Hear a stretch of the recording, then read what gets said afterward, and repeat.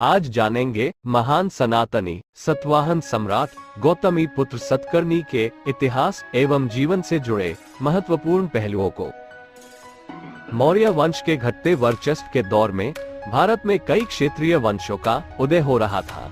इनमें से कुछ तो पहले मौर्यों के ही अधीन थे और कुछ वो विदेशी शक्तियां थीं जो शक्तिशाली मौर्यों की उपस्थिति में भारत की ओर अपने पैर नहीं फैला पा रही थी। किंतु 232 ईसा पूर्व में सम्राट अशोक के निधन के बाद मौर्य शासन डगमगाने लगा था।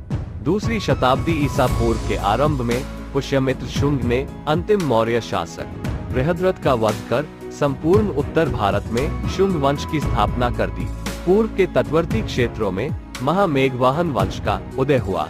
पश्चिम में विदेशी मूल के इंडो स्काइडियन समूह ने, जो भारत में शाक क्षत्रप के रूप में जाने जाते हैं, अपने पैर जमा लिए और उत्तर पश्चिम में पहले इंडो ग्रीक और बाद में कुषाण वंश स्थापित हो गया। इसी समय दक्षिण भारत के एक बड़े क्षेत्र में एक शक्तिशाली वंश का उदय हो रहा था जो सतवाहन के नाम से जाने गए। हालांकि यह सतवाहन वंश मौर्यों के समय से ही उनके सामंत के रूप में दक्षिण भारत में उपस्थित थे और तब वे आंध्र के नाम से जाने जाते थे। आगे चलकर संभवतः दूसरी शताब्दी ईसा पूर्व में सतवाहनों ने कमजोर होते मौर्यों की अधीनता छोड़ व उनके बाद शुंग और कन वंश की भी अधीनता स्वीकार न करते हुए श्रीमुख के नेतृत्व में, जिन्हें किताबों में सिमुख के नाम से जाना जाता है, अपने स्वतंत्र राज्य की स्थापना कर दी। राजा श्रीमुख के बाद सत्ता संभाली उनके भाई कृष्णा ने। इसके बाद शासन किया कृष्णा के भतीजे एवं श्रीमुख के पुत्र सतकर्णी ने और इसी क्रम में आगे चलकर लगभग दूसरी शताब्दी के शुरुआती वर्षों में सत्ता संभाली महारानी गौतमी बाला श्री के पुत्र यज्ञश्री सतकर्णी ने, जो अपनी माता के नाम से ही गौतमीपुत्र सतकर्णी कहलाए। पुराणों के अनुसार गौतमीपुत्र अपने वंश के 21वें शासक थे और ऐसा इसलिए हो सकता है क्योंकि सतवाहन तीसरी से चौथी शताब्दी ईसा पूर्व से ही एक शासकीय वंश के रूप में उपस्थित थे, किंतु पूर्ण रूप से सार्वभौमिक नहीं थे और वे राजा श्रीमुख के समय से ही दक्कन में स्वतंत्र प्रभुता रखने वाली शक्ति बने। दूसरी शताब्दी के आरंभ से शासन करने वाले गौतमीपुत्र सतकर्णी सतवाहन वंश के सबसे शक्तिशाली शासक थे। उन्होंने सतवाहन राज्य की सीमा के विस्तार को उसके चरम तक पहुंचाया। उनके शासन काल में संपूर्ण दक्कन में सनातन सभ्यता एवं वैदिक परंपरा का पुनरुत्थान हुआ। उन्होंने विदेशी शक्तियां जैसे इंडो पार्थियन, जो भारत में पहलव के नाम से जाने जाते थे, और इंडो ग्रीक को भी दक्षिण भारत की ओर विस्तार करने से रोका। इंडो ग्रीक के बाद उत्तर पश्चिम भारत में स्थापित हुए शक्तिशाली कुषाण वंश को भी दक्षिण की तरफ राज्य विस्तार करने का अवसर नहीं दिया। गौतमीपुत्र सतकर्णी ने पूर्व के तरफ बढ़ते महामेघवाहन राज्य के विस्तार को सीमित रखा और महामेघवाहनों के साथ पूर्व काल में हुए शांति समझौते का भी सम्मान किया।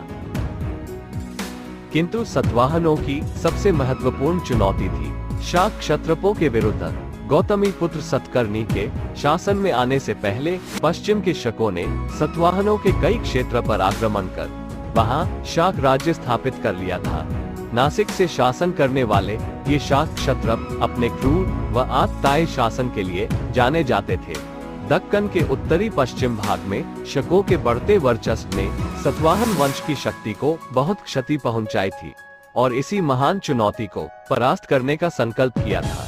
सतवाहन सम्राट गौतमीपुत्र सतकर्णी ने नासिक के शकों में सबसे बड़ी चुनौती थी शक शासक नेहपान की, और इसलिए महाराज गौतमीपुत्र ने नेहपान को पराजित करना अपने राजनीतिक जीवन का एक मुख्य उद्देश्य बनाया था। गौतमीपुत्र सतकर्णी ने नेहपान को हराने के लिए केवल युद्ध नहीं बल्कि कूटनीति का भी सहारा लिया और उसके राज्य को पहले आर्थिक रूप से कमजोर किया, तदोपरांत उस पर अंतिम चढ़ाई की और अंततः 124 ईस्वी में नेहपान की सेना सतवाहन सेना के हाथों पराजित हुई। मान्यता ये भी है कि नेहपान ने इस पराजय का व्यक्तिगत प्रतिशोध लेने के लिए महाराज सतकर्णी की पत्नी का अपहरण कर लिया था और तब सतकर्णी ने नेहपान का पीछा करते हुए उसका वध कर दिया। इसके बाद नासिक और पुणे समेत शकों के पश्चिम भारत के कई क्षेत्र सतवाहन राज्य के अधीन हो गए। अधिकांश इतिहासकारों का मानना है कि महाराज सतकर्णी ने 106 से 130 ईस्वी तक लगभग 24 वर्षों तक शासन किया। शकों पर विजय करने के बाद उन्होंने नहपान के सिक्कों पर सतवाहन शासन का मोहर लगवाया, जिसका प्रमाण हमें नासिक में पाए गए गौतमी पुत्र के काल के सिक्कों से मिलता है।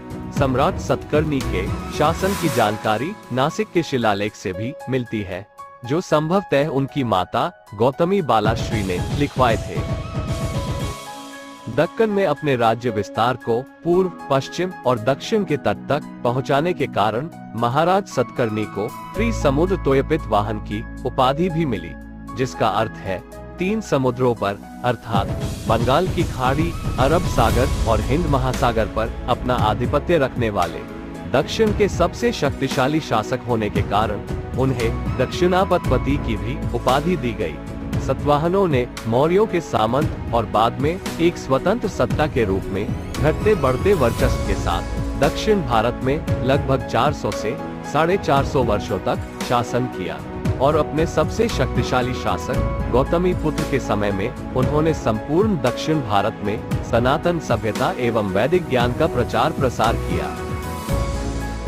गौतमी पुत्र सनातन परंपरा के अनुसार ब्राह्मण, संत व बौद्ध सन्यासियों को दान, दक्षिणा व रक्षण प्रदान करते थे। नासिक शिलालेख में उनकी वीरता की तुलना अर्जुन तथा भीम जैसे महान योद्धाओं से की गई है एवं उनके उच्च चरित्र के कारण उन्हें एक अद्वितीय ब्राह्मण बताया गया है।